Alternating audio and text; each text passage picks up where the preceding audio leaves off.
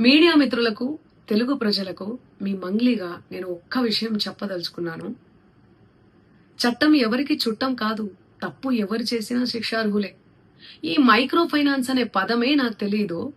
అలాంటిది నేను ఇంత పెద్ద కుట్ర చేశాను అనే అభియోగాలు నాపై రావడం నన్ను చాలా దిగ్భ్రాంతికి గురి చేసింది.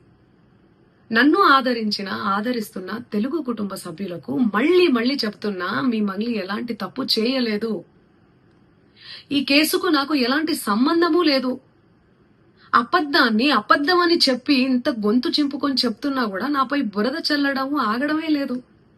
అందుకే ప్రతి చేతిలో ఉన్న మొబైల్ కు, రిమోట్ కు నా మొర చెప్పుకుంటున్నాను. చట్టాన్ని గౌరవించే పౌరురాలిగా బాధితులకు న్యాయం జరిగేందుకు, దర్యాప్తు అధికారులకు సహకరించేందుకు నేను సిద్ధంగా ఉన్నానని మీకు విజ్ఞప్తి చేసుకుంటున్నాను. మంగ్లీ ఎలాంటి తప్పు చేయలేదు, చేయదు కూడా.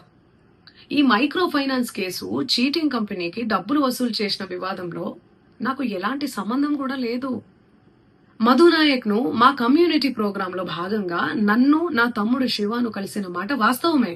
కానీ అతను చేసే వ్యాపార వ్యవహారాలు, అతని వ్యక్తిగత జీవితానికి సంబంధించినటువంటి సమాచారంపై నాకు ఎలాంటి అవగాహన లేదు. ఈ కేసు విషయం నా దృష్టికి వచ్చిన వెంటనే నేనే స్వయంగా వెళ్లి అడ్వకేట్ సుబ్బారావుతో పాటు రమావత్ మధుపై పోలీసులకు ఫిర్యాదు చేసిన.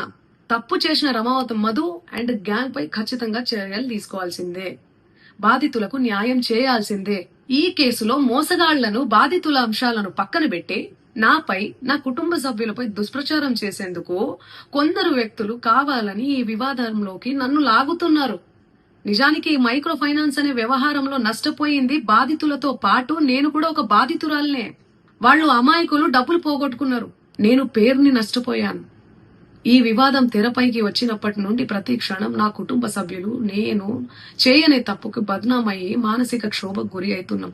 సో దయచేసి ఆలోచించండి అందరూ కూడా, ప్రజలారా.